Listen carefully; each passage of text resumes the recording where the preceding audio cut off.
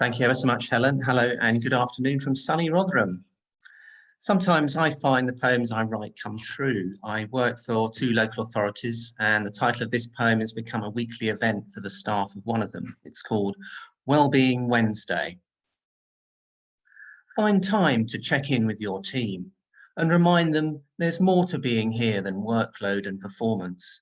Let cake feature prominently, as everyone expects, but don't mix it up with Bake Off Friday. Have a few drinks, after work of course, although Wellbeing Wednesday is not the new Thirsty Thursday. Look out especially for the quiet ones amongst us, who, so it appears, get on with the job without anxiety, whose only interactions are sneezes that pinball round the open plan. Tell them a joke, maybe, what's red and stands in the corner? A naughty bus. Make sure that none of them appears on the news, in the centre of a colourful studio portrait of their family of 5, whom the newscaster, deepening her voice, informs us were all tragically found dead, neighbours devastated, the police not searching for anybody else. The next poem time travels across Lake Maggiore. Locarno. You'll recognise them, the Count's men had beaten into me, by the scent of orange flower water, but that presupposed nasal competence on my part. Boarding the steamer at Stresa, I noticed some possibles. Twice I circumnavigated the deck, draping my umbrella along its wooden planks. A stout fellow in deer hunter garb, scanning the pages of Süddeutsche Zeitung through gold pants nay, hummed of overcooked cauliflower. By Canero, I teetered on the cusp of despair. I'd caught just the Frenchwoman's perfume, violent lungfuls of eau de cologne, and plumes of cigar smoke veiling the lakeside Lepontine Alps. Swallows hawked the quay. I retreated to the lavatory, as if I'd taken some hallucinatory libation. My nostrils ingested a delicate bouquet, not of corporal necessities, but orange, most decidedly orange, from the stall adjacent, whence came a sing-song, prayer-heavy mutter in Finnish or Hungarian. I saw below the partition 2 inches of the occupant's flesh between trouser and sock. I released the umbrella's needle. Goodness knows how long I waited for the total cessation of my neighbour's choking and other emissions. I can only remember the young steward hollering repeatedly, Locarno! And here's one about my school days. It's called Double Chemistry.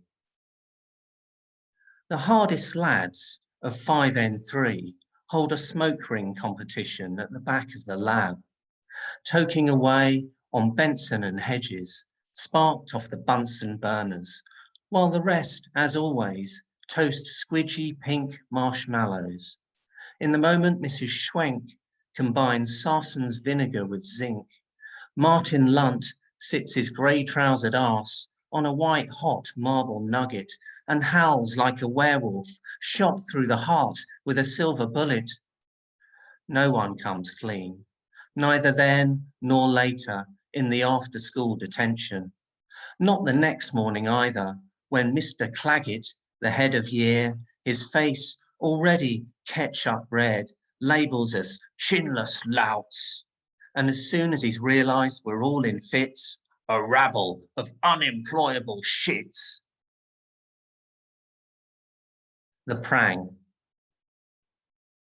My old mate, Druggy Douglas, whistled along, not giving a monkey's, on a patched-up racer, plying his side-to-side wobble that Love Lane could barely accommodate.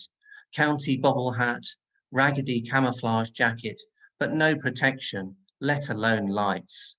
So when Jen's nifty Mazda nearly hit him as he rode out to thwart the badger cull, she bit his head off. It's my lookout, Jennifer, he growled from his Viking beard, prompting Jen to retort that Nobody wants a death or paralysis on their conscience. He was soon seen sporting a high-vis tabard, which, according to young Tamori, labouring her gap year in the Mason's Arms, he'd bought at Bakewell Market as a 3-for-2 special, with ferreting trousers and a yellow helmet, not a cycling one, mind, but a builder's. By and by, Mrs. Metcalfe divulged he'd taken up with Jamie, her eldest, a twice divorced child psychologist turned Reiki practitioner, whom, just like Druggy, the village had long ago dismissed as unlovable. I, for one, though, wished them the best of luck. My next poem's set sometime in the late 1980s. It's about hitchhiking from Portrush on the north coast of Ireland all the way to sunny southwest London.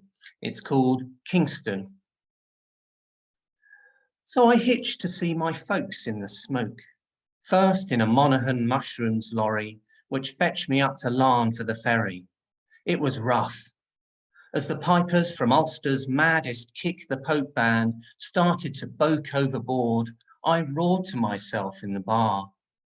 In Stranraer, I thumbed a ride straight away from a Geordie priest who asked if I prayed. I told him no, but he dropped me at Scotch Corner anyhow. Then a brand new Porsche Carrera stopped. I blathered to the bloke, else his eyes would have closed and we'd have croaked. At the next services, a camper van spied my scrawled on cardboard London sign. I parted hard with 4 other hitchers in the back, who smelt like they were fixtures on the road, endlessly smoking the path down south and back to the Manchester north. Near Toddington, I changed the sign to Heathrow. A white van man, headed towards Sipson, looked bemused that I was bound for Kingston, and as we approached the airport's limits, he warily inquired in mellow Cockney, "Kingston's in Jamaica, innit?" Here's a poem for the here and now. False Spring. Cheers for the lightest rain tickling my lashes, the poisoned darts of air opticians puff in your eyes. Cheers too for the glory of swans gliding lead-cased wings through mist to kiss the water mid-marina, bearing my unease. Here crowd narrowboats, barges, and seaworthy craft, me rude boy, Moorish lady, dirty oar, tethered in rows of sorrow, while a dozen cormorants circle to dive, surface, periscope in all directions. I hanker after blackout, the blanket exclusion of noise, save jackdaws, coots and crows, pre-dawn's tender soundtrack, the ticking clock of every chack, peep and caw. When you leave a town you've lived in for years, its history and geography blight your soul. Go faster striped wagtails, hot step to the marketplace, where lollards, recusants, assorted heretics and oddballs were burnt at the stake. Cheers then for a last pint of chocolatey porter in the oldest pub still serving, before I stoop to head out the door. Now for my final poem, a sonnet, which continues the theme of dad poems, which other poets in this series have read. I'm very much looking forward to hearing Steph, Becky and Anthony read. Thanks all very much for listening, and thank you, Helen, for inviting me to read. Virginia Creeper.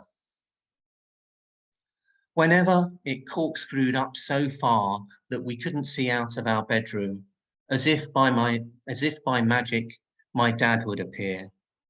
Early retirement afforded time to rebuild the father-son connection. He made me climb his ladder extension, directed my handiwork with the spleen of his ex-National Service sergeant's self. We whistled the Laurel and Hardy theme beyond his selective hearing. In truth, he knew cutting back that flaming foliage really wasn't my thing. Without fail, it ended up lopsided. No damage done, he'd say. It'll grow back in a while. Thank you.